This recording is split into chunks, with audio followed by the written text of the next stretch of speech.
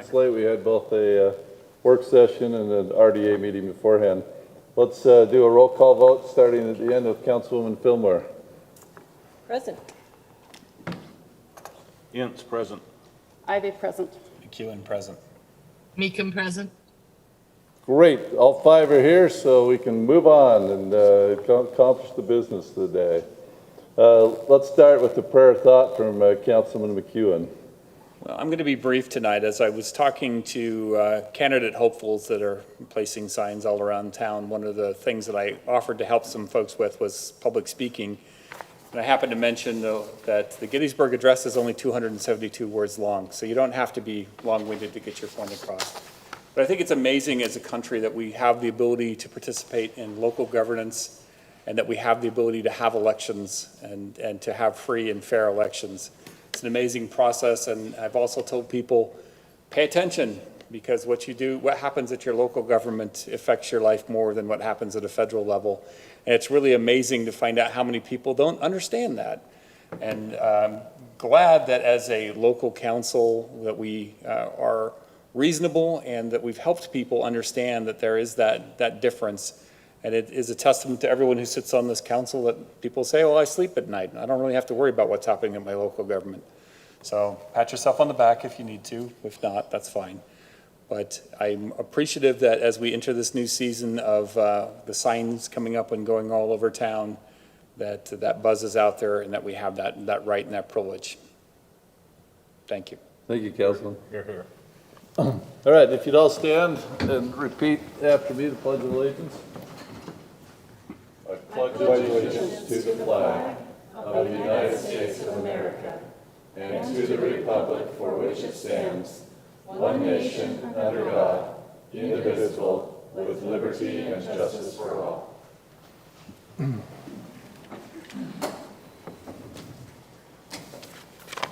Always a privilege to do that as well. Open session is next. This is an opportunity for anyone that is here in the meeting with us or anyone that is joining in on Zoom. It's on your screen to dial in. There's always a little bit of a delay for those that are dialing in, but those that are either here that want to discuss anything that might be on your mind, trying to limit your comments to a couple minutes, that you're now welcome to do that.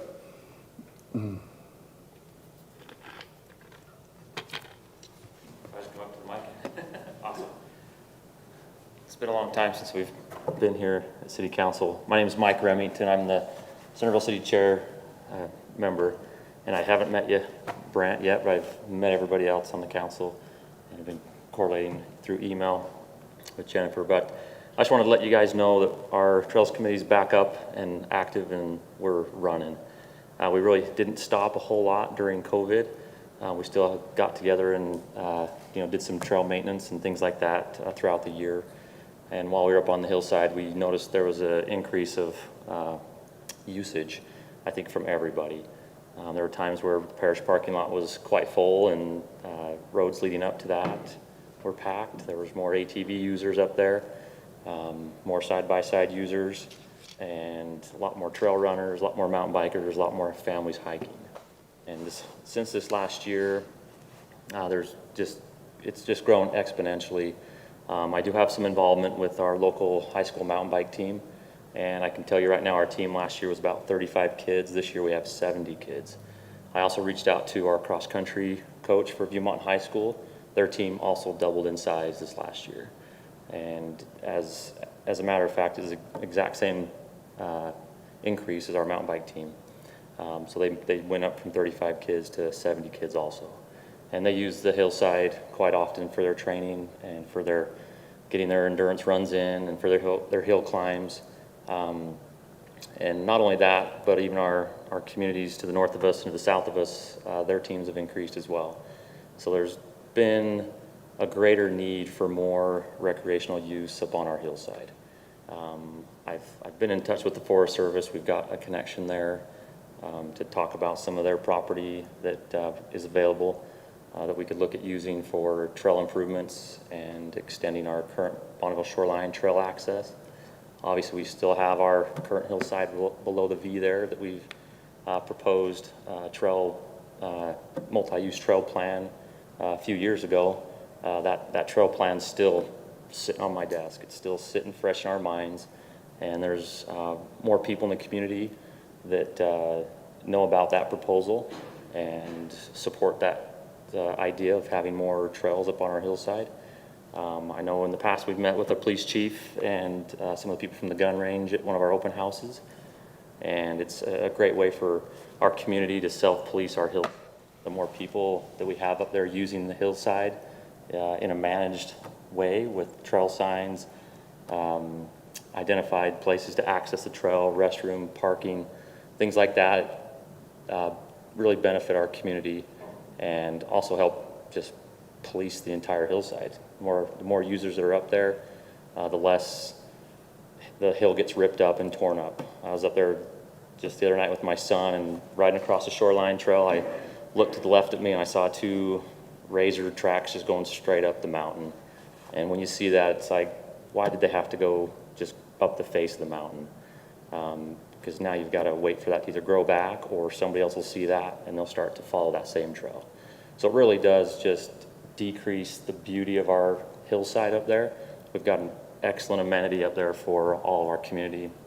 And we're not just thinking of trail running and the mountain biking, but there's other things to do up there, hiking.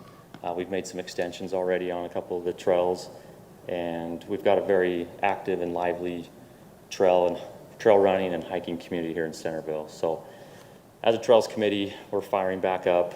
We are going to be putting together here soon a 1 to 5 year plan for our committee as to the things that we want to accomplish. And so we're just kind of doing a draft right now and getting input from our committee members. And we'll be coming to propose that to the council here shortly.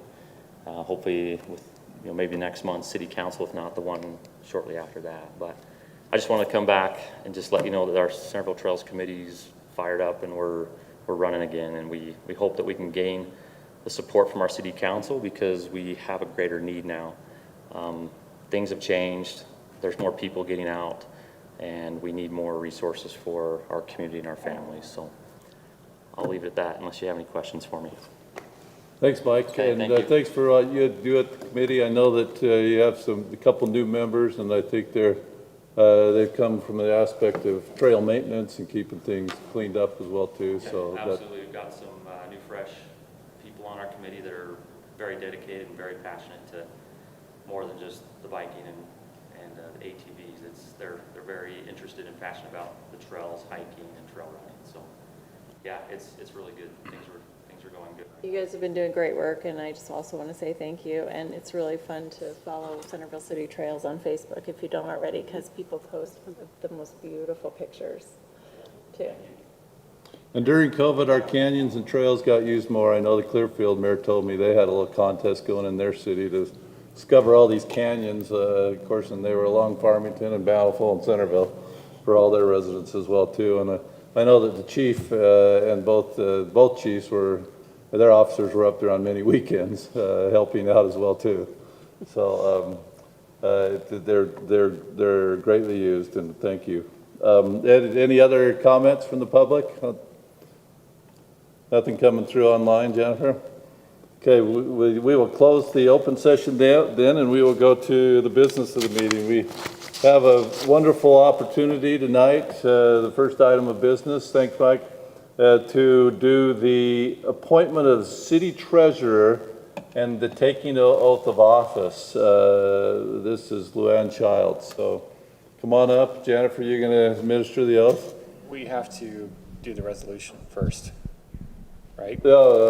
Yes, we do. Thank you.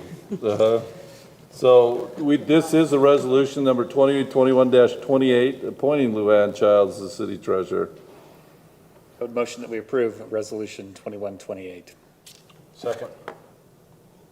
All in favor? Aye. Opposed? Great. Now come on up and bring your family and administer the oath of office.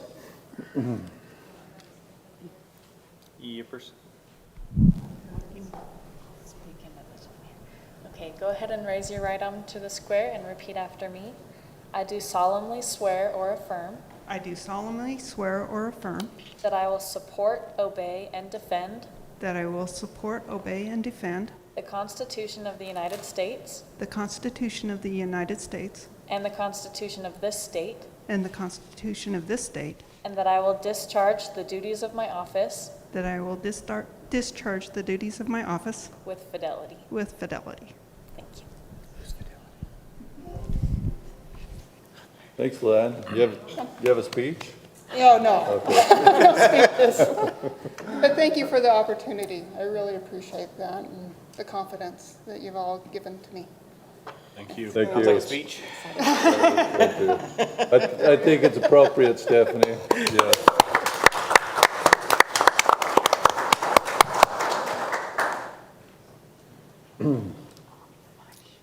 All right, item number 2 is a public hearing. This is a JF Capital PDO conceptual plan, zone map amendments. So let's go to that item, and we will have that.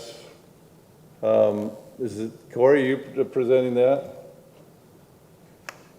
from the staff standpoint?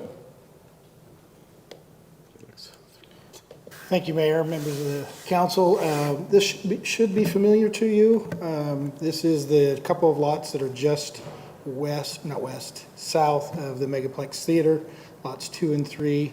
If you remember the last time they came before you to amend the development agreement, amend some parameters of uses, as well as put in a office building with a change of architecture and some retail buildings.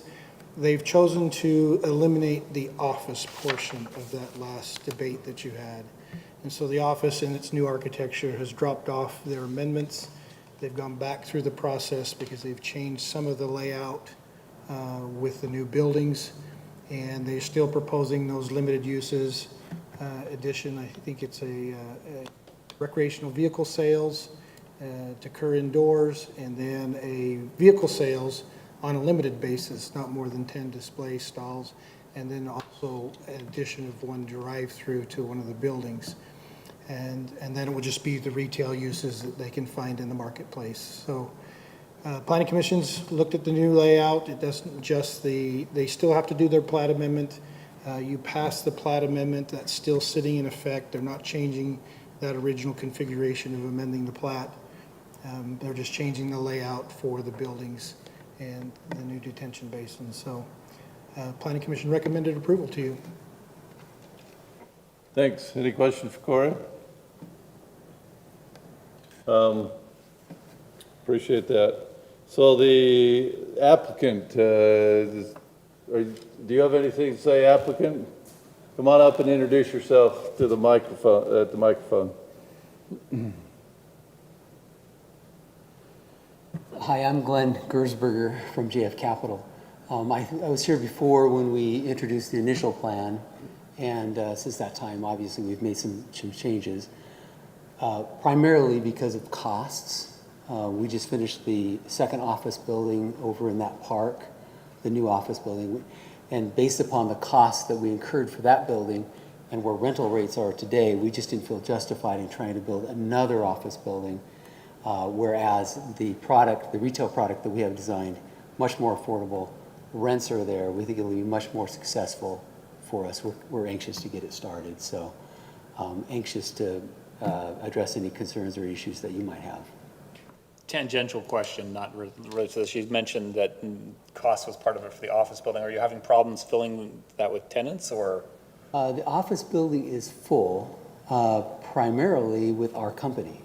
Because of the growth of our company, we've got the 3rd floor and half of the 1st floor. So we're 100% occupied right now. Again, rental rates are about $23.50. Costs of construction are well over $250 a square foot. So the rents, it doesn't make sense to build office right now, given where rental rates are at. But, thank you, that's helpful. yeah. Thanks. Any question for the applicant before we go to the public hearing portion? Okay, thanks. Stay around until we finish it. So this is a public hearing, so we will go to the public hearing portion for this PDO conceptual site plan for JF Capital. So the public hearing is now open.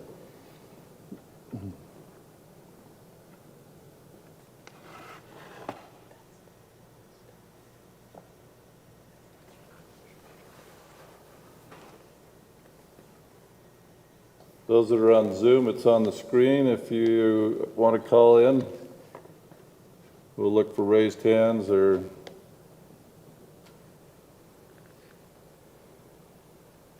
give another few seconds.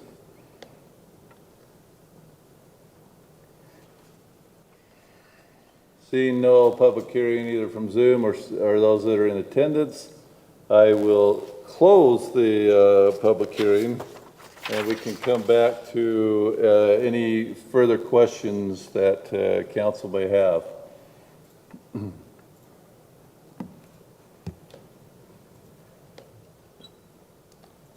I think the planning commission discussion on it was quite good.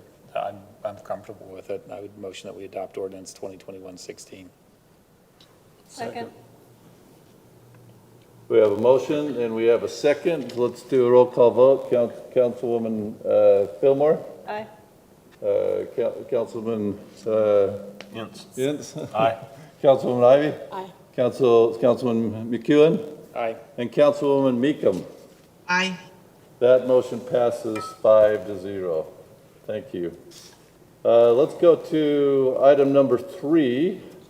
This is a public hearing regarding the sale of city property, lot line adjustment agreement up on Island View Drive. So let's go to Corey. You're going to talk about this one again? Nope, you're not talking. Staff, any staff response on this one? Yeah, if you look on the staff report, we have the staff representative. And so on this item, I've been tasked as the lucky one to present this. Yes, my screen just wasn't there yet, Okay. so, Lisa, so go ahead. You have before you a proposed lot line adjustment and the sale of property with a public hearing. The city has been approached by the Schmuckers, Andy and Janet Schmucker. They own property at 553 South on Island View Park, next to a substantial piece of city property. And they would like to purchase a portion of the city property. And if you look at this, what's on your screen now, that last lot there, 553, on the right-hand side is the Schmucker's house.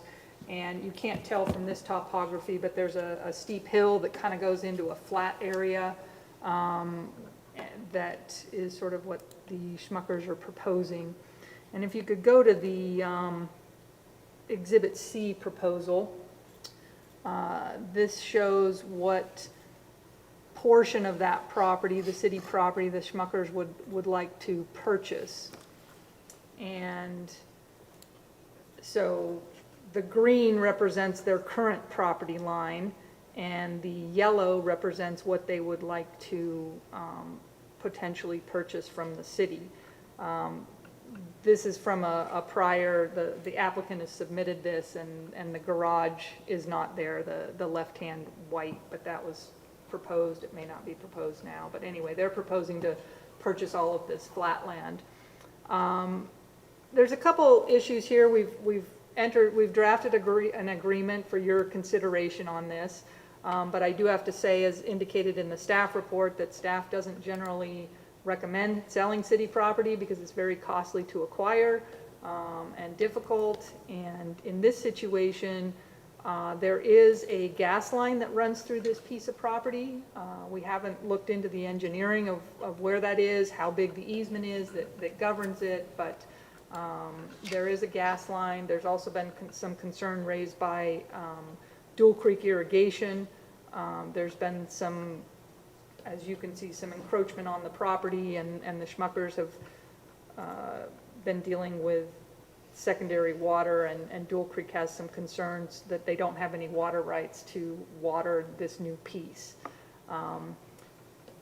I think that's a concern, but in my opinion, it doesn't prevent us from selling the property. It just means that they would either have to get water rights from Dual Creek to use on this piece or not water this piece. I think those are some options. The other thing is, some may say, well, the city's not using this, but in my opinion, we are using it. We're using it as a buffer. We're also using it to protect that hillside. There, like I said, there is some grade there. and that protects anything there. But, so maybe if you could just go to some of the pictures, the property, yeah, the Schmucker property photos. So this has been going on for quite some time, and not everything is in writing, but as you can see, they've been using the city's property, they've been encroaching upon it, and maybe you could scroll through those if you could, Jennifer. So the property line is a little, well, kind of where that sidewalk ends, not quite. And then I also took a picture, yeah, so that's a good one. You can see the hill. Again, you know, let's say one of those trees falls down, if it's our property, we're not liable for anything. And one of those trees did fall down this year, and it was taken care of by people there, not by the city. Okay. Just, and then if you could just scroll down on the curb, there's a couple, oh, this was a water hookup that's been put on our property, and then this is the gas line. Just, that's the only reason I know about the gas line. I haven't done any title work. But we believe that what we've tried to do is just say, it's really up to the council. If you want to sell this property, neither side is anxious to spend a lot of money, so we just want to make sure that the council is okay with selling the property. And so what this agreement, it's really an agreement to agree that if the council is potentially, you're not even making a decision, you're just saying we are willing to look into selling the property because we don't know the cost per square foot. We don't know the actual square footage of the piece. So the way I've drafted the agreement is that if the council approves this agreement, then the parties will get together and the city will determine a price per square foot based upon whether we want to get a formal appraisal or just look at some recent comparables. And then if the parties can agree on a square footage price, then we'll talk about how much property to maybe, you know, sell. Maybe we don't sell the whole thing depending on cost, or maybe the council's willing. I'm assuming if the parties agree, we would come back to the council and then firmly move forward and get into the engineering. There is a lot of work to be done if this does happen. As you'll, in some of the exhibits, you'll see that this is zoned public facility, so they would have to do a lot line adjustment, provide public utility easements on those lines. They would also have to get a rezone of the parcel, and the agreement provides that the Schmuckers would pay for the square footage cost as well as all other engineering costs. Under the current state of the law, to do a lot line adjustment now, you also have to do a plat. So they will be adding to the cost a plat. I don't know if that will change, but in the exchange of title and lot line adjustment statutes, they say that it has to be perfected by a plat. And so on the plat, we can put all the easements and see where the gas line is and all of that. So the only thing that I wanted to add, and I think we should turn some time over to Mr. Schmucker as well, but if you're inclined to approve this agreement, in talking with the city manager today, I had taken out some language about getting a formal appraisal because it's difficult to appraise this kind of property, and we thought we would just look at some comparable raw land costs. But if we may want to add one sentence that just says, look, if either party decides that we need an appraisal, that you know, the Schmuckers would pay for that as well. Or if you would like to split the cost of the appraisal. From staff's perspective, they're asking to purchase the property. I'm not sure that the city has any interest in spending money on this. You know. So I feel like I've been open with Mr. Schmucker about my concerns with this, but we do have this agreement. If the city council is willing to move forward, we can do more work on this, but we want to make sure that we have the council's backing. So there is some history on this property. Thanks, Lisa. There is some history on this property. The previous owner engaged the previous city manager interested in acquiring the property as well. And similar conversations occurred with that property owner stating, hey, you'd be responsible for the cost, the surveying, what other application fees, and then it just went away. And then nothing's happened since that. I can't remember the year. I looked at this like 6 months ago, but I do appreciate Mr. Schmucker. We've had great conversations. He's interested in taking care of all of the costs and which was different than the previous conversations. But it's adding up. Even for me, it's kind of like sticker shock of how much this might cost to do. But again, we've proposed two ideas before. We've even discussed the idea of potentially even just leasing the land, which wouldn't require all of this agreement, but there's interest in acquiring it through the purchase. So that's what's being presented before you at the direction, essentially from Mr. Schmucker. That's the direction they'd like to consider going forward with. Thanks, Brent. Thanks, Lisa. Any questions for staff before I have Mr. Schmucker come up, the applicant? So about how many square feet is it? We haven't have to do your implemented our geometry, though. algebra math to determine how I this did look it up. trapezoid is I'd have to shaped. make it two different triangles. Anyway, we don't know at this point. So what we'd propose for the final agreement is actually basing the price on per acre. So it allows some flexibility that if it's 0.1 acres, it's this. If it's 0.05 acres, it's this. So we'd say this is the price per acre that we'd be willing to sell the land, or whatever the appraisal might be. So it can be flexible on whatever that might be.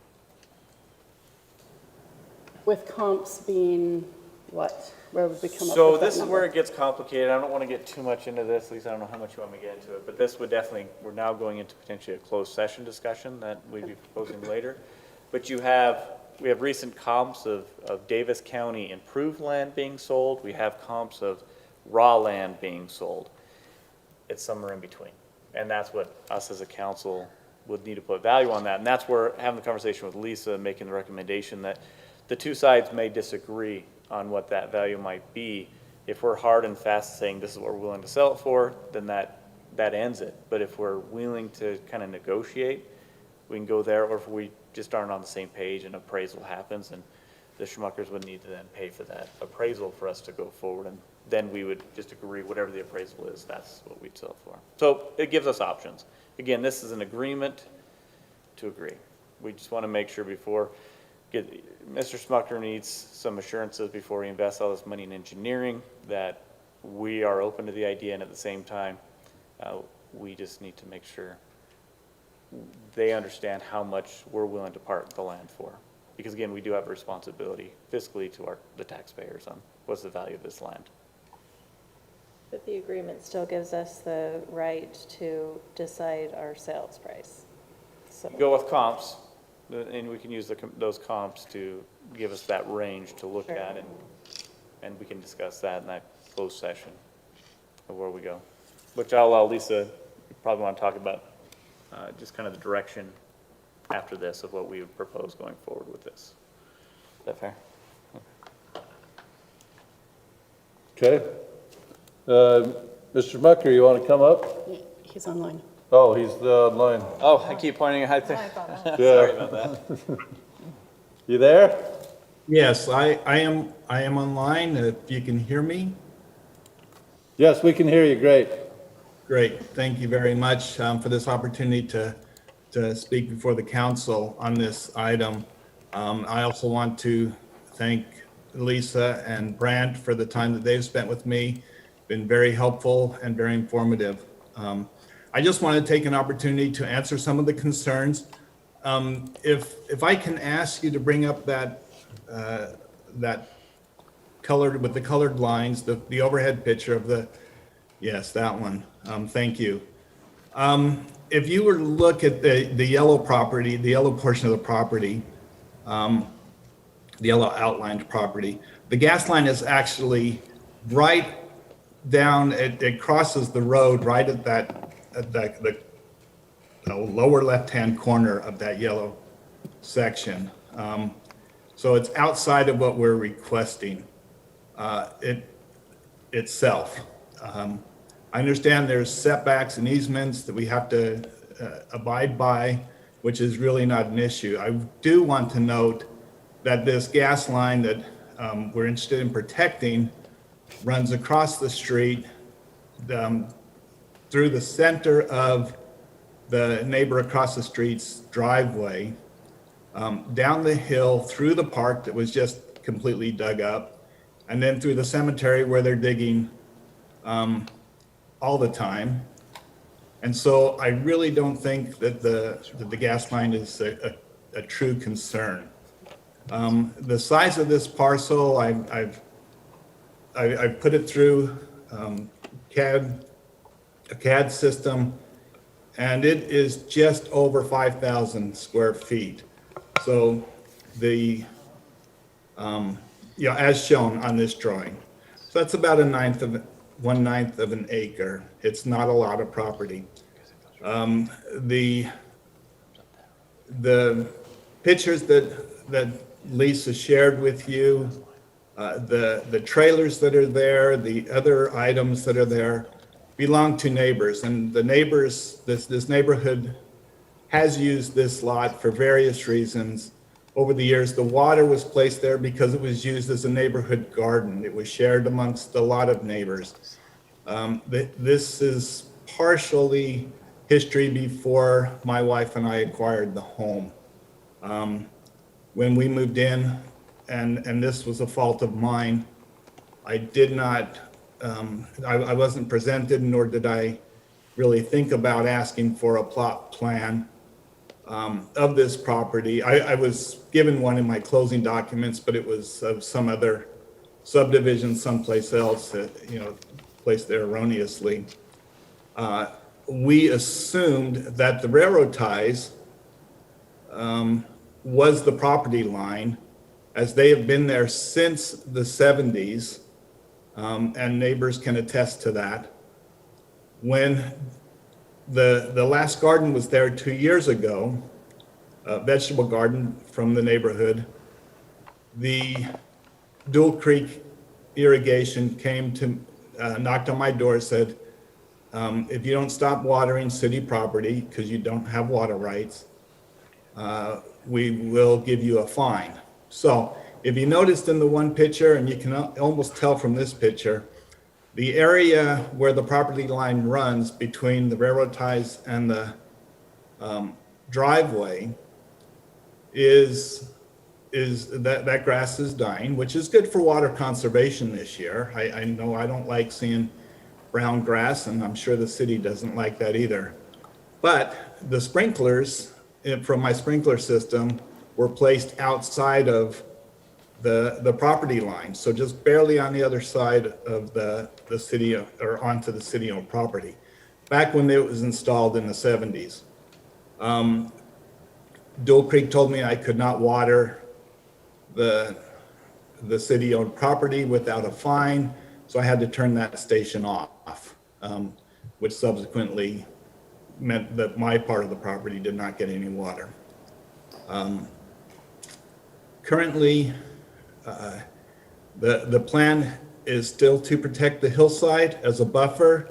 There'll be no improvement planned for this other than being able to put water on it. And if that means I have to buy another water share, I'm all open for that.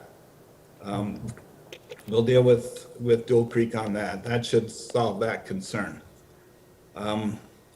We don't intend to really put anything on there other than improvements and beautification, some grass, a garden, and possibly a section where the neighbors have parked their trailers.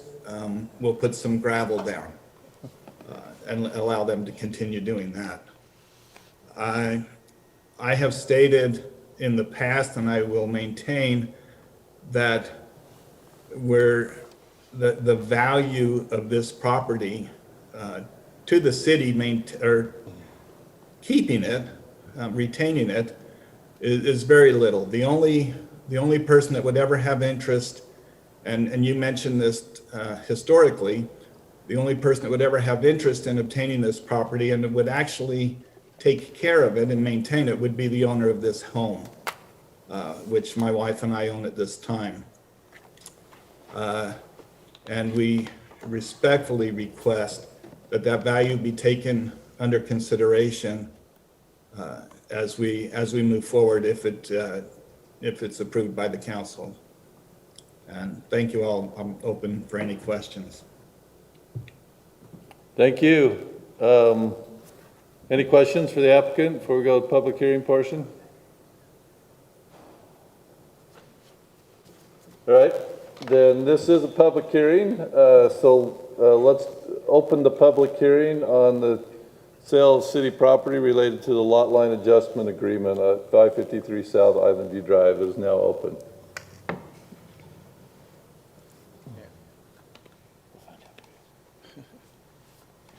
You know, I didn't recognize you because like it's all to see with your eyes. I was used to seeing you late at night. I know, it's always dark when there's a leak, right? So, if you don't know, I've ran into the mayor many times with many leaks this year. So, introduce yourself. Robert Burns with Centerville Dual Creek Irrigation Company, and I'm the president. You look familiar. Just kidding. So, we did step up our enforcement last year of people using water on properties that didn't have coverage.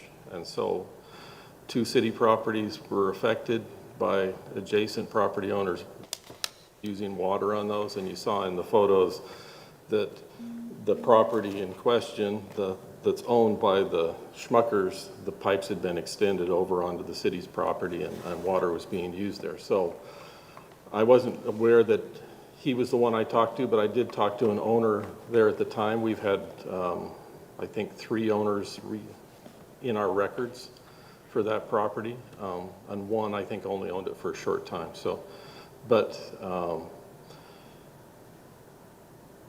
when there's a piece of property that only has partial coverage, it usually ends up that people start expanding their use of water outside where they're supposed to. So.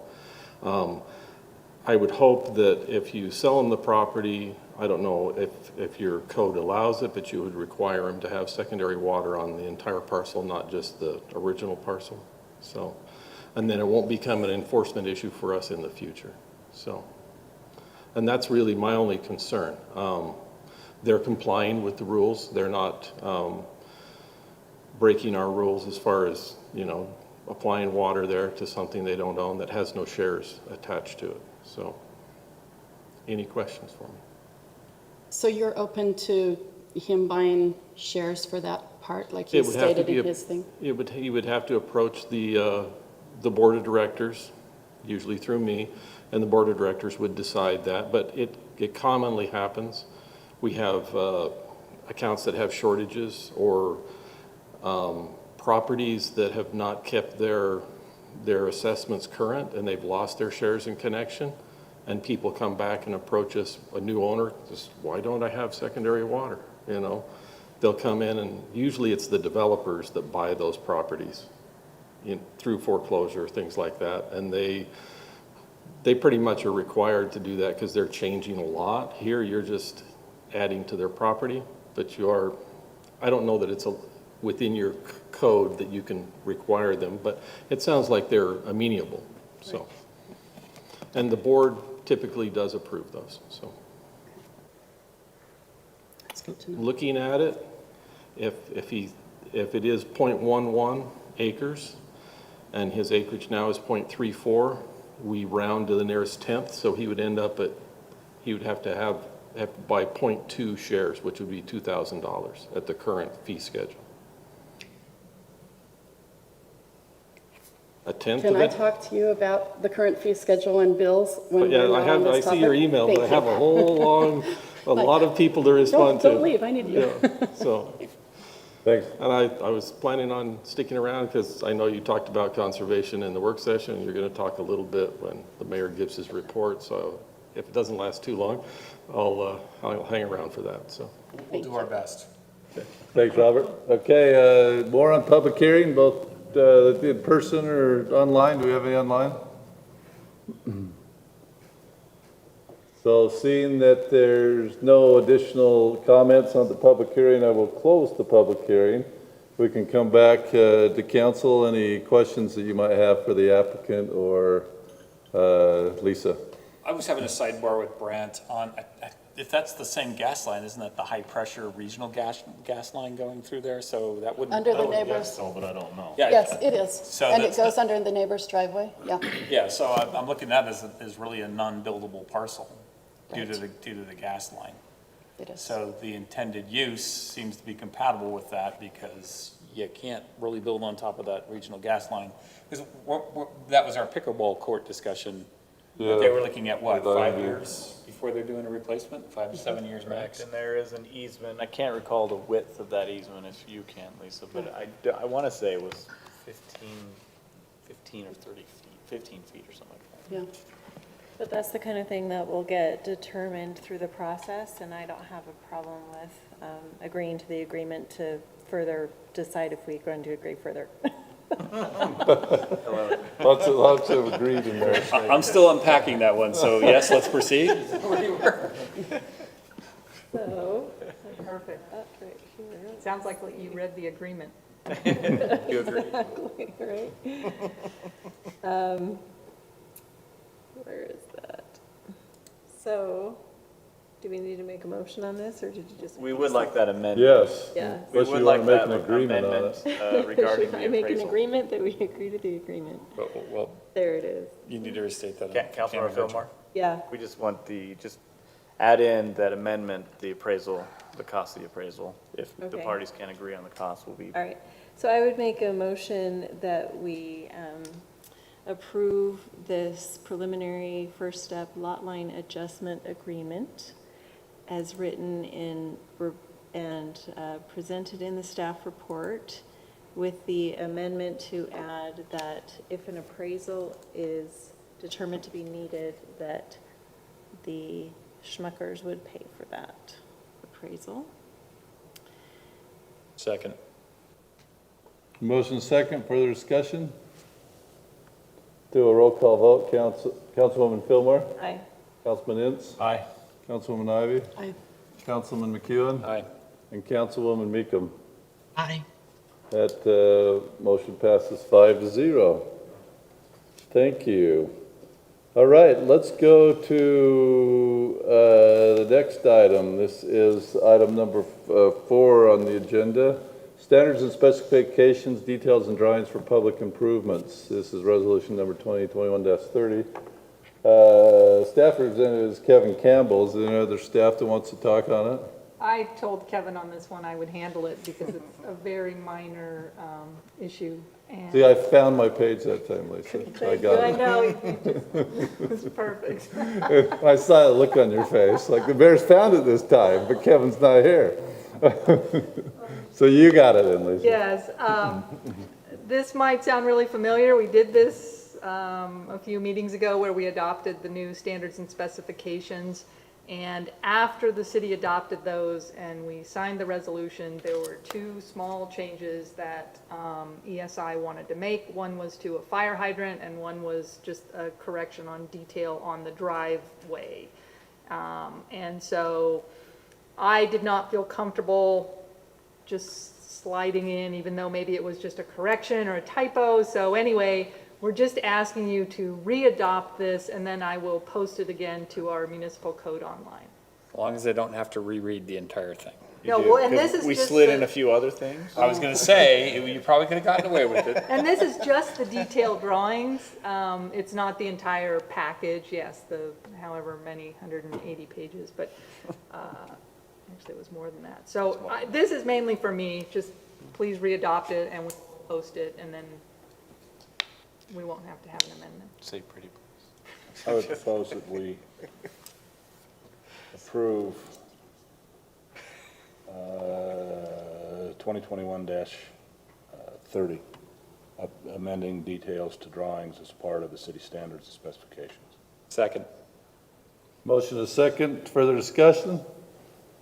Let's do a roll call vote. Councilwoman Fillmore? Aye. Councilman Ince? Aye. Councilwoman Ivy? Aye. Councilman McEwen? Aye. And Councilwoman Meekum? Aye. That motion passes 5-0. Thank you. Let's go to item number 5. This is the summary action calendar. There's 2 items on summary action calendar. I don't know if council, you need any clarification. If so, it looks like Lisa might be the one, but any thoughts on those 2 bond reductions? If not, we'll look for a motion on them. I would make a motion to approve the items on the summary action calendar as presented. Second. One question. Nope. Yeah, further discussion, go ahead. I didn't get in fast enough. Are we sure that the drainage, or I don't know if this bond has anything to do with the drainage, but I've received so many problems with the drainage up there. I'm wondering if, if we've done our due diligence and we're sure that the bonds are ready to be released. Yes, I did ask Kevin about that. I told him I would handle this item as well, and we knew that that might come up. Unfortunately, the bond does not cover that issue, the drainage issue. It was a connection of drain pipes. The bond is just for public improvements within the project, so I don't recall what Kevin said about that, whether it's been resolved, but my recollection is that much of it may be a private matter as well due to the issues. And we can keep you informed of that if you'd like me to follow up. Yeah, and like I said, I just didn't want to release it and then have it found out that, oh, we should have. Yeah, and unfortunately, the law, we enter into this agreement and we only take a bond for the public improvements, and we have to carefully, release the bond as they've made those improvements, and we're not allowed by law to withhold the bond for other reasons. Okay. Any further discussion? Okay, we do have a motion and it has a second, so let's do a roll call vote. Councilwoman Fillmore? Aye. Councilman Ince? Aye. Councilwoman Ivy? Aye. Councilman McEwen? Aye. And Councilwoman Meekum? Aye. That motion passes 5-0. All right, let's go to item number 6, quarterly financial report. Marcus, are you here to talk today? All right. Seems like it's been forever since we've seen you. Yeah, it has been a while. Oh, there is a microphone. I think you just need to bring your Zoom background with you, though. Yeah, the little Eiffel Tower. All right, so we're here to talk about the June 30th, 2021 financials. That fiscal year went by pretty quick. But as we know, these are just the preliminary financials. There's quite a bit left to do for the final year end to be audited. And the majority of that is we're still getting invoices that relate to the old year, and those invoices are going to come in July and August, and there's going to be projects that take a while to get invoiced. And so right now in the general fund there's about $463,000 in accounts payable, but there's going to be a lot more invoices that come in. And so the expenses will change, the accounts payable will change, the cash allocations will change. Then on the revenue side, everything's recorded except we have estimates for the July money that comes from the state and from the county, and then same thing with the August state funds. And so that's like your sales tax, your telecom tax, your RAP tax, even the UDOT money. We're not going to know the final June allocation until August. And so we have estimates in here in accounts receivable, but they'll be trued up at the end of August. But we've gone through, reconciled all the bank accounts and done, the normal monthly reconciliations. So if we go to let's see, what page is it? Page 1, the cash by fund. In total, the 8.4 million is the cash. But like I said, the cash allocations between the funds do change when we allocate the payables to the proper funds. When I look through this, really the parks one is the one that stands out to me, and that's because there were quite a bit that went out for debt payments. The Island View debt payment was made, and that was about $217,000 in principal and about $25,000 in interest. And then the payment to the South Davis Rec Center was also made in June. Go down to the next page, the restricted cash. I mean, most of the restrictions is just deposits, the city's holding construction type deposits, and then the theater reserve money that we keep separate. And then there's a little bit of CARES money left over. Now, if we go down, next page to the general fund summary. So on the revenue side, we're at 97% of budget. And like I said, some of that will change a little bit.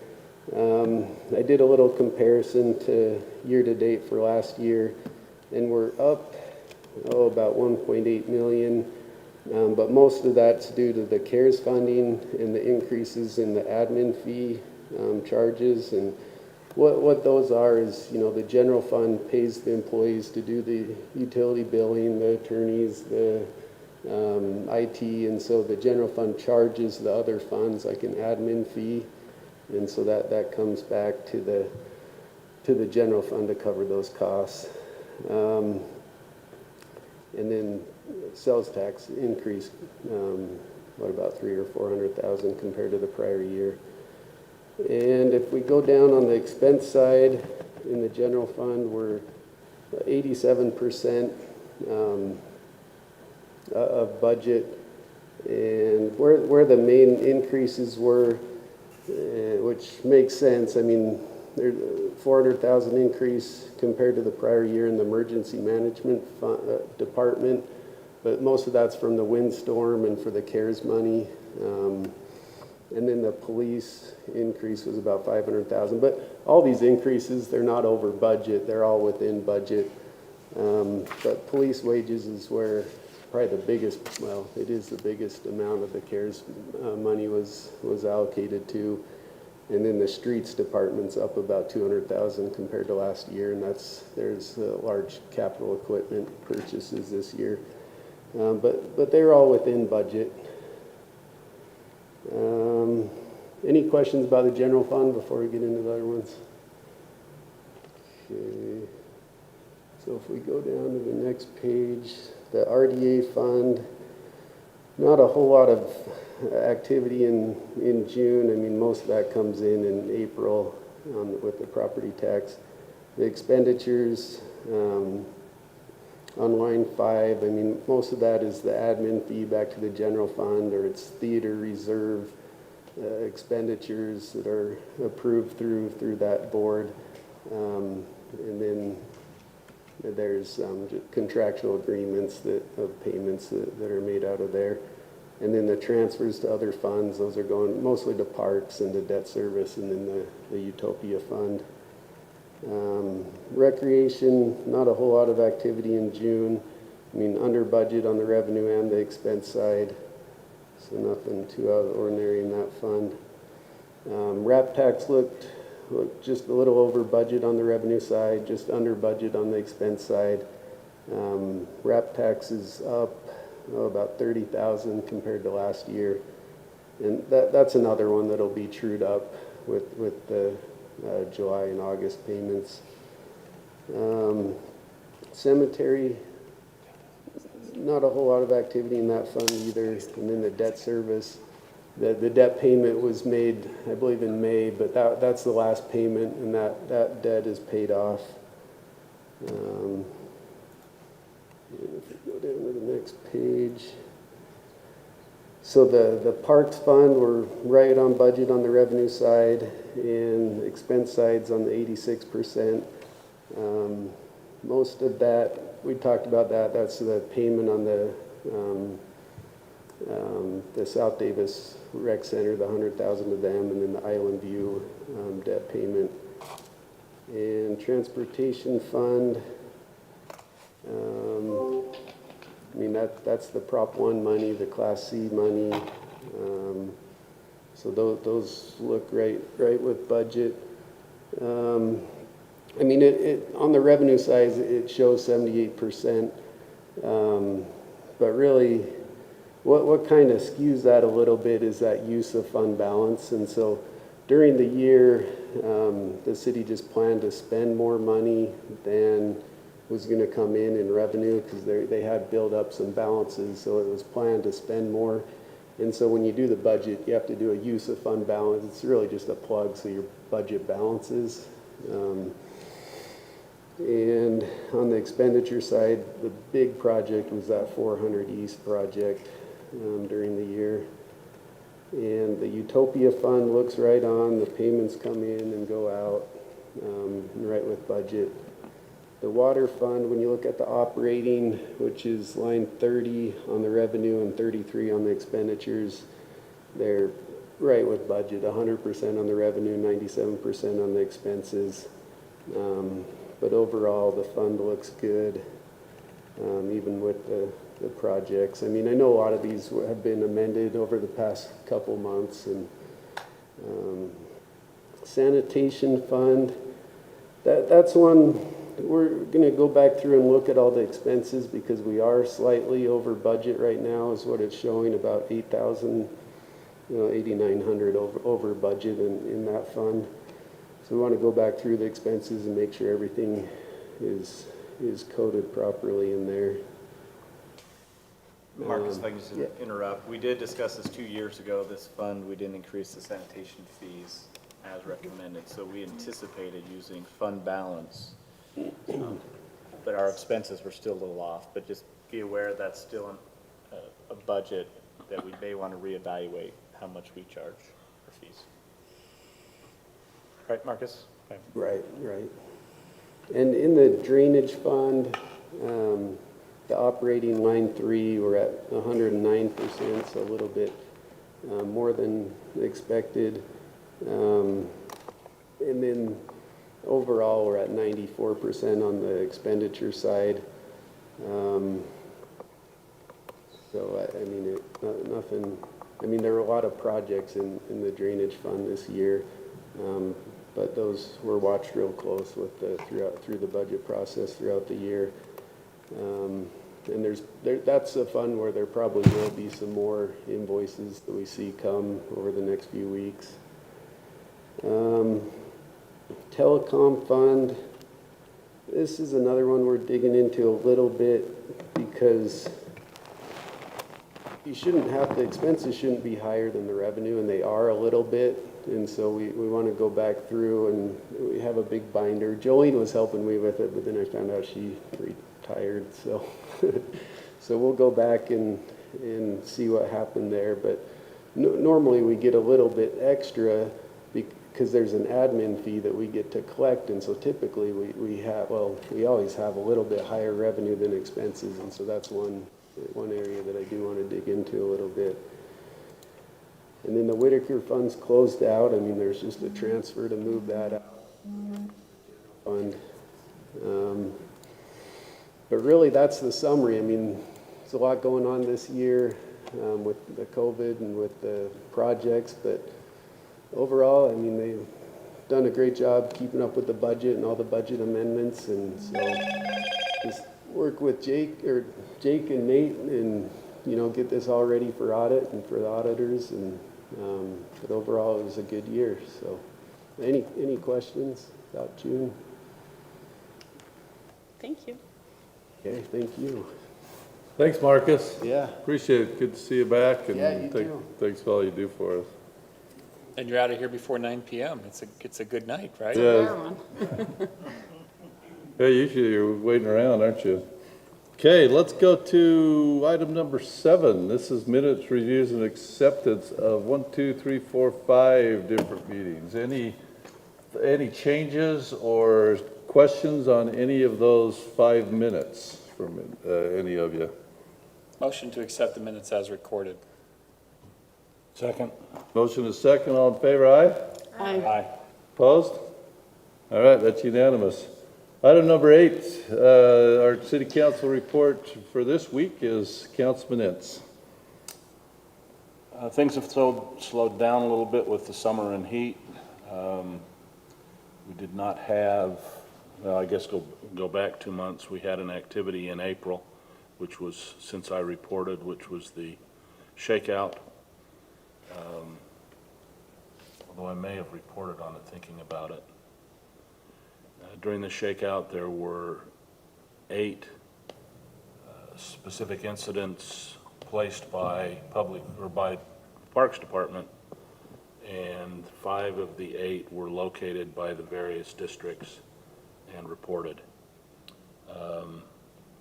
We do have some issues that have come up on our CERT program and are probably going to have to just completely restart CERT. CERT is completely, or is significantly separate from the community reporting and what goes on with the drills on a semi-annual basis. And we had a real push on CERT 25 years ago. And unfortunately, over that 25-year period, the vast majority of our people have aged out and abandoned us or left.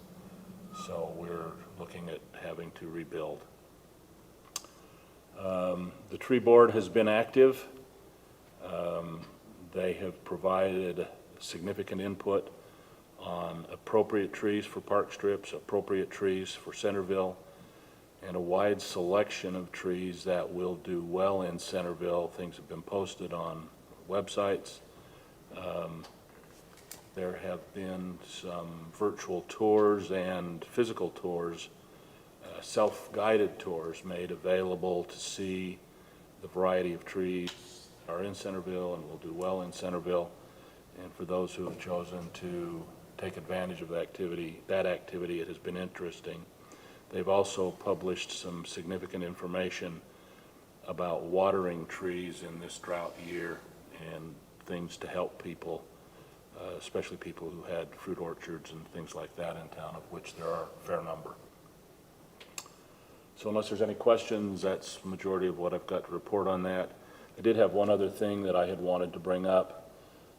It's come to the attention of multiple council people that there was a bill passed in 2019, House Bill 184, I believe it was, with regard to golf carts being used on city streets. And although that, as if I understand it, and I probably don't, although that is basically binding, the original legislation provided that we needed to take some steps, A, to adopt it for the city, and B, to define the city streets that those vehicles could not operate on or could operate on. And there's been some communication between a number of residents and Brant and myself and others on the council, and I'd just like to encourage that we go forward and get that done in the next month or so. Yeah, we've done some preliminary research, Councilman Rentz. But yes, as staff move it together, we definitely want to consult with public safety, the police department, and get their input. I think the plan would be to present a recommendation to council. Now, keep in mind, the recommendation might even be we don't recommend it at all, but we'll still present something saying, look, if you're moving forward, here's the framework we'd like to implement. The House bill is pretty vague in terms of, I mean, I should say flexible. I mean, it is flexible. We would like to restrict a little bit more and make it unique to the city. This is one of those times where I appreciate the state actually saying, look, we like this, but cities, you go ahead and you decide if it's right for your community, which I actually really appreciate that from the state, but kind of opening that door saying as a state, we're open to this idea. So that's what we'd like to see happen. Great. We'll work with the police department, Lisa and I, and try and have something ready on August 3rd. Okay. I appreciate you bringing that up. I was shocked. I don't think people usually monitor what the state passes and doesn't pass, but I was shocked at the uptick in small vehicles on the street and underage drivers as soon as that passed. And I thought, oh, wow. People know that the state said this is okay. so it was surprising to me. There are streets they probably should not be on. Probably. And I recognize that, and police department should be the one to help specify. Totally agree. Okay, that's all I have. Thanks, appreciate it. All right, mayor's report. Robert, you want to come up? So we hit water stuff earlier, but I'm glad I have Robert here because one thing that when we did the little Zoom meeting, that I had a question for you on. Explain to me the differences that you and the Dual Creek users and the Weber Basin users have as far as recommendations on how many times a week they should be watered. So their recommendations are very restrictive, I feel. If you told most of our shareholders they could only water twice a week, they would probably just break the rules, because that is very restrictive. We have a certain amount of water contracted, and we have water rights up on the streams within our city. So we're looking at our water budget, how much water we have in our contract, and how much we're actually getting from the stream. And so right now, we've asked our shareholders to conserve 20%, which is what our contracts were cut with Weber Basin. Our stream flow is really low, but in my experience, when we ask our shareholders to conserve, they always do that. And they've conserved more than that this year. They've been very good. We are getting complaints, and we go out and investigate those. We're not going to write somebody a warning until we can corroborate that those are true, because many years I've gone out at 5 in the morning and driven around for hours and hours writing down when people are watering. And you know our rules, it says 2 days consecutively. You cannot water 2 days consecutively. Well, to catch somebody watering 2 days consecutively sometimes might take you a week, and be very consistent about going out, because you miss 1 day, you're back to zero, right? So, but we are getting complaints in the office. We were getting a lot of complaints through the state website, but we're asking for times and days, because if you don't have those two things, you're just shooting in the dark, right? You don't know when to go. So after I told the state that they needed to provide that, I haven't received another complaint report from them. I'm not sure what they're doing right now with their webpage. So, but we do get complaints every day. We're going out and checking on those. And like I said, our shareholders have been very conservative this year. So right now, I had a small deficit in the projected water use that maybe we would be slightly short. And I think by the end of the month, end of July, which is a fairly high water use month, we're going to have a little in the bank. So just if we stay on course the way we've been doing, I think we're going to be great. Now, we would like to see more storage, because that storage is 2 years, right? We would like to see more carryover, but we also pay for our full contracts no matter what. So we've paid for that water, and I think they're being very conservative, seeing some people's yards. Some people's yards look like green carpet still. So we'd like to see those people conserve a little more. So what are you doing from an education standpoint to help them with that? We talked very early about like a gas gauge for what the actual water storage looks like, because a lot of people don't know that. What efforts have you got going? Well, we try to direct people to Slow the Flow and Weber Basin. They also direct people out to all the, Water Resources puts that Slow the Flow webpage out. But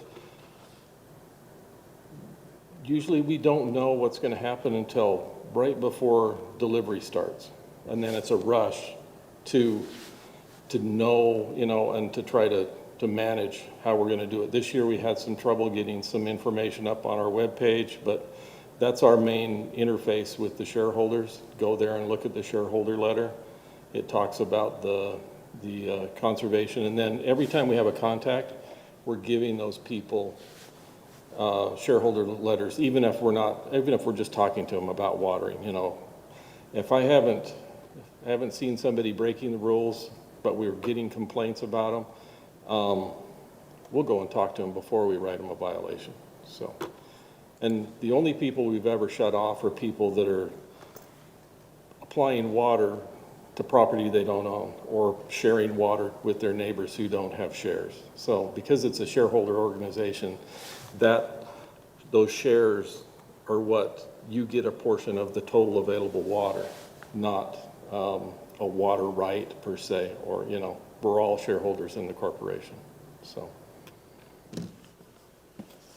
Do you use meters, or are you planning to use meters? We're required by the state to install meters on any new connections after, I believe, it started last year or the year before. So, and even before that, we had our own rule in the company that new development had to put those in. So Barris Cove has meters. All of the current proposed subdivisions like the Hive, they're having to put meters in. All of our reconstruction that we're doing in work with the city, and anytime we go out and we dig something up and have to rebuild it, we've got a hole in the ground, we put the ability in to install a meter. So the last time it was estimated, the cost was $3.5 million for our little postage stamp company. Pretty, you know, Pages to Chase, a little bit north of Chase, was $3.5 million.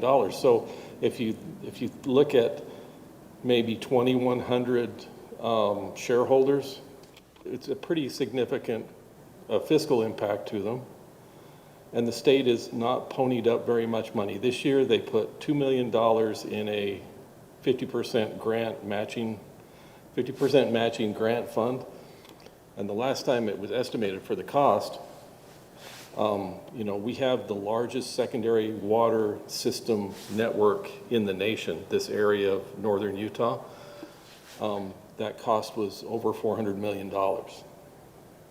So the state looks a lot for the people receiving the water to pay for that, but it is an unfunded mandate. Since ARPA is, the state hasn't apportioned out its 1.3 billion, it's only done a few items, and the rest is under the governor's office and the legislature. I would encourage you to apply for that. Water systems are in ARPA funding in the Treasury guidance, and see if they're willing to literally put their money where their mouth is relative to conservation this year. I think you won't see that till the 2022 session, but I would encourage you to go after that money and to work with Representative Hawks about getting some of that funding directed this way. Yeah, and that's been some talk in the background, is if you guys want metering and you have money coming down from the federal government, put your money where your mouth is, and let's move ahead with it, because it would be great for us to be able to do that. We could see when people are applying water, some of the new meters even tell you what the pressures are, so you can look at your entire system and see how it's functioning. You get complaints, oh, I don't have any water pressure. Well, you could look in there and you could see what the pressure was at their meter, like every hour or something throughout the day. So, you know, Weber Basin has said that there's a potential for the irrigation companies to contract with them to have the meters read too. So that would be another big thing that isn't really funded by installing a meter. You have to maintain them, and you have to go out and read them, and then potentially produce advice back to the shareholders about their water use too. So. Thanks. So, go ahead. are you ready to tackle my question? We'll see what it is. Yeah. What's up with the billing? Oh, we just have a lot of changes to make this year. So we're changing, you know, in 2013, we changed our fee structure. There used to be a unit fee, and we couldn't really justify that. It was more of a socialized billing system than how many shares you have in the company and what kind of connection you have. So in 2013, we changed our billing system to bill you based on your shares and the size of your connection and how many connections you have. And so a lot of the places that were affected by those shareholder fees or by those unit fees actually have large connections and they have a lot of acreage. So it balanced out somewhat, but it's a lot of work to go out and figure out what those service sizes are. And so we had some interaction with some shareholders that have a bunch of turnouts at multiple places, and they weren't paying for the appropriate size of their services. So we're changing those, and you'll see those costs come around. So Am I going to have sticker shock when? No, you won't, because you just have a small, single-family home, so it's not changing at all for you. But the rates went up 10% this year. You know, we did spend another $550,000 reconstructing that 4th East from Parish to Chase Lane. In January or February, the state is mandating that we establish a reserve fund for metering. So we're going to have to put some money aside for that. It's kind of vague. I think it's going through the rulemaking authority, probably through Water Resources right now, about what that means. And then, as you know, you got a grant to rebuild 4th East from Porter to Pages, I believe, in 2 to 3 years. So the irrigation company is going to have to build up some additional reserves for that to do the main lines in that section when you rebuild the street, because that's going to be a very large, another 12-inch pipe for the majority of the distance. So it's just a. It's just delayed. It's just a delay. I've never seen so many people so anxious to pay their bills, but it's okay. I just get worried that, am I going to be hit with both bills at once? I'm going to have No. 2 years at the same time or something? No. Okay. No, only people, we were quite lenient last year because, you know, some people were struggling. So we didn't really do a hard collections enforcement of late payments last year. So some people will have that, but they should have funds available. And we always give payment plans to people that need time also. Some of our elderly people are paying in advance every month. It's like, boys, oh, okay, I remember that person's paying $20 a month in advance. They just do it year round. And then they don't get their bill, you know. But because it's an assessment on your shares and your turnout, that's kind of an annual bill. It's always been an annual bill, so. All right, I appreciate that. You're welcome. Anything else? And if you're bored and want to discuss my personal property, you can stick around after because I have a question.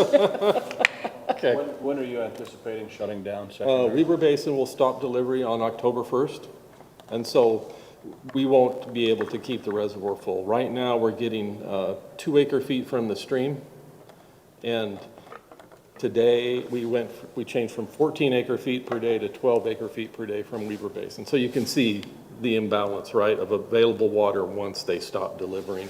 We're done, so. So I had brought up in the meeting earlier that a friend in Bountiful was notified that Weber Basin was shutting down September 1st. I have not received any communication from them about that, so. Now, once they use up their contracted water, they won't have any additional water. There's no additional water to be delivered this year. So it could be within their own system that they're looking at their water budget and they're going to be done. But no one has communicated that to me from Weber Basin.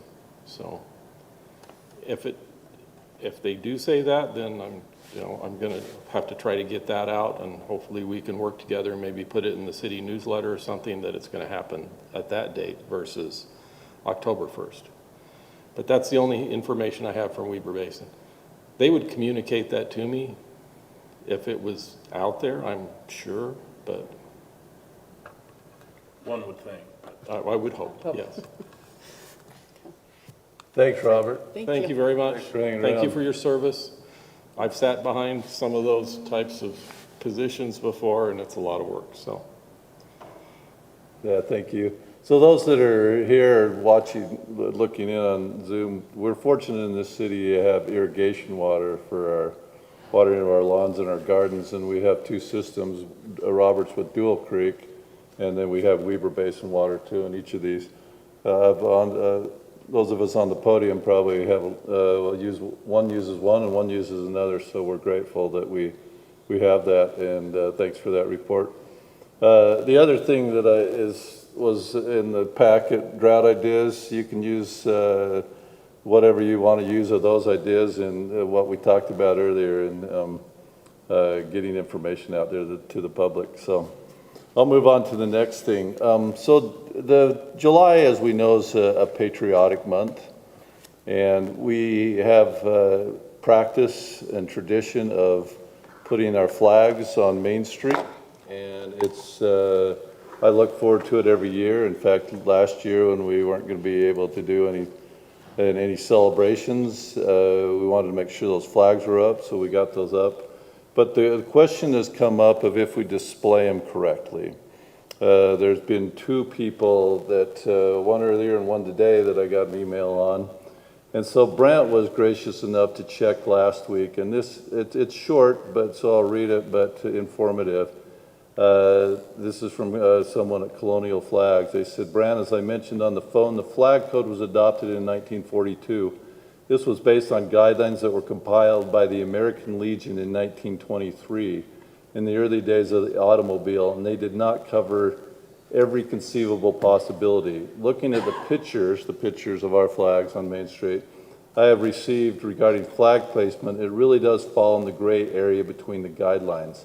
The first guideline describes a scenario where the flag is suspended over the road. The recommended placement is that the stars face north on an east-west road and east on a north-south road. The second guideline describes when the flag is suspended over a sidewalk. In this case, the stars are positioned away from the building. Technically, both sides of this issue are correct. The flag is technically over the street, so option 1 would be appropriate. However, being suspended on the side of the road, option 2 could also be considered appropriate.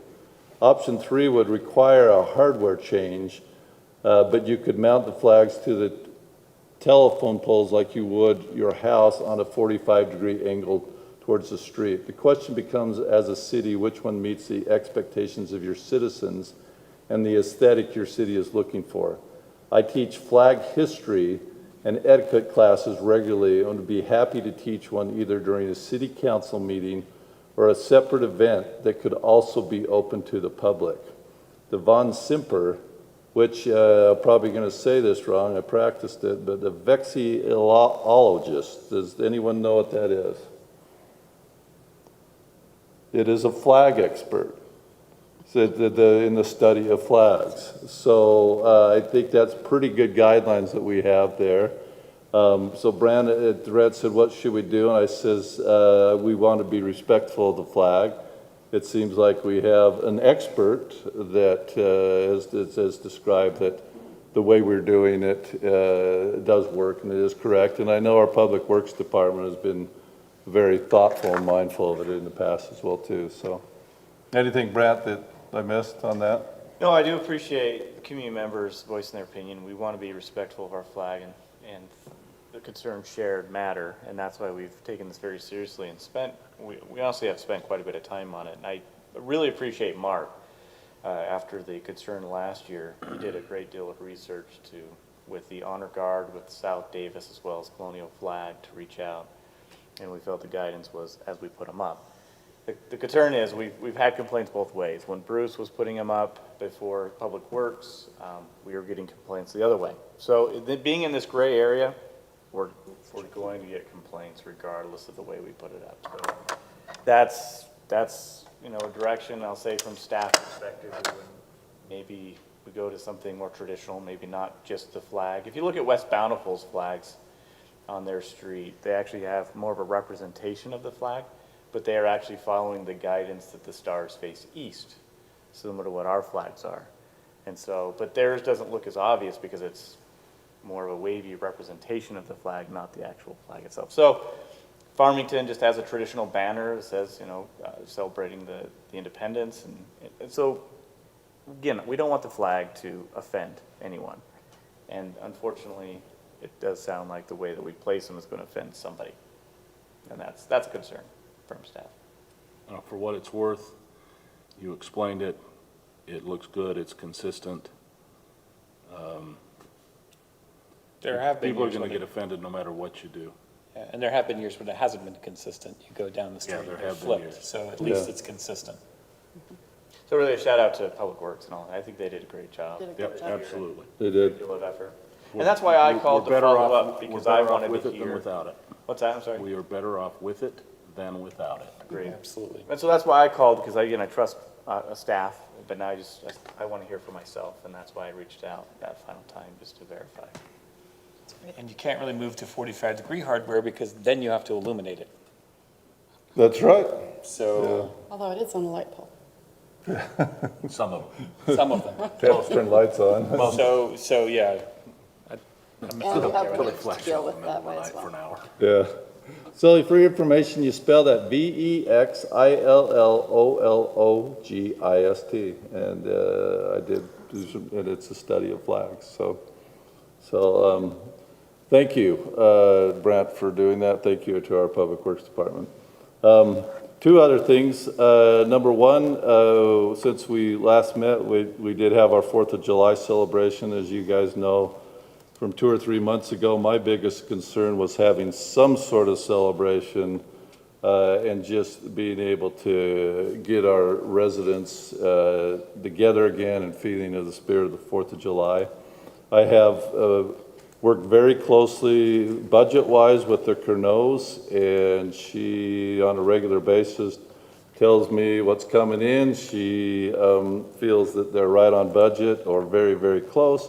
And we will be getting a report from them at one of our next city council meetings. And we appreciate all the work that they did and other people did, and also obviously all the residents for getting out there and celebrating the independence of our country. And I've heard nothing but rave reviews. So I did hear that our fireworks vendor donated some fireworks, probably in excess of what we paid. Definitely. So 2/3 is the number I would like to get a real understanding of what he's done as far as donation, because yeah, it was a high bar, and if the vendors put that much into it, we should look at the compensation on that.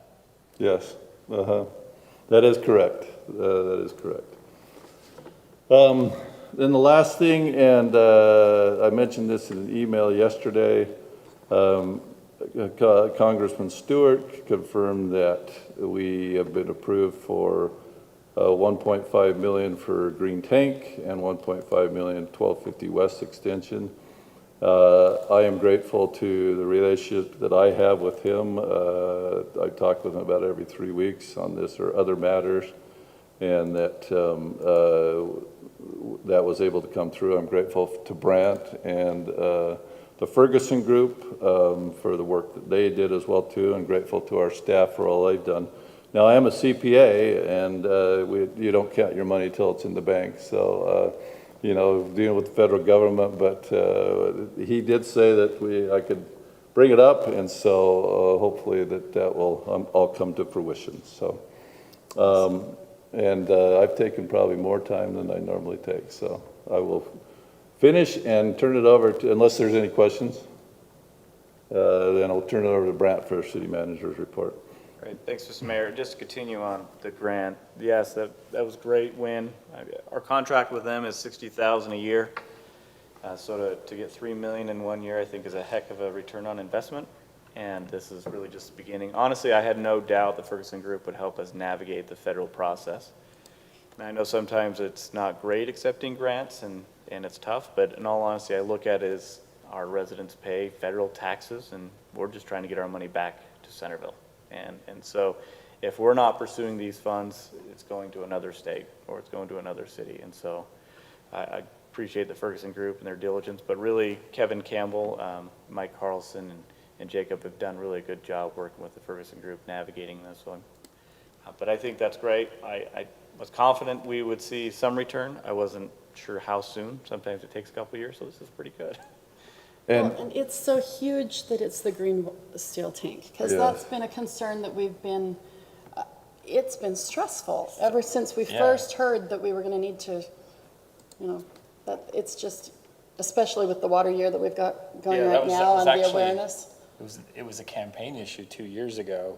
So it's good that they didn't make liars out of me or Bill or Robin on saying that would be an issue that would be addressed. So it's really, I thank you. I did not appreciate the Ferguson Group, and you did go kicking and screaming, but I went kicking and screaming, but okay, I'm grateful for the key is we gave them defined projects. We said, go find money for this. and they won't be effective in the future if we don't keep doing that. So That's true, that's true. now the bar's set, they have to find us $3 million a year. So that has been, and I've shared, that's my philosophy with grants in the past. We don't create the project around the money, we find the money for the project, right? And we've done a really good job, and we have some police department projects we'd like to pursue, water smart grants, and trying to get some of these meters. They never stop, and I appreciate the Ferguson Group, so we're still working to try and find some more money. And before you report further, Congressman Stewart did say to me, he says, Mary says, I don't like how money's given out, but it's going to be given out, and I want to get it for my constituents. And he was very happy to do it for our neighbors, and I'm glad that he cared so much for us and for everyone in the process. So. And then the second item I have is the drainage audit, where we voted on, how to proceed with 29 accounts that were essentially delinquent on paying their drainage fees. They weren't aware, in some cases, so I want to let you know that they all have either paid or they have entered into a repayment plan. We had a couple of holdouts, but really what we did is we took a bold move and said, fine, we'll put it on your next bill. And so we put the entire amount on a couple of their last bills, so they had some sticker shock. And then they called us right away. And then we were able to negotiate terms with them. So, but many of them took advantage of the 15% discount. I will make you aware that this is not over, really. Cameron's doing a great job doing a real forensic audit into how we charge, even in a residential.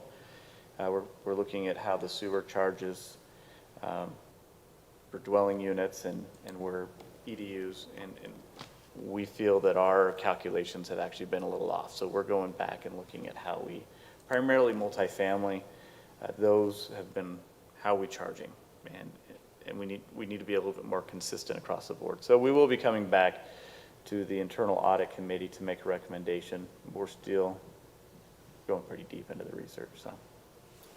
But that's all I have, unless you have questions for me. No questions? Motion to adjourn? Second. All in favor? Aye. Aye. Council adjourned.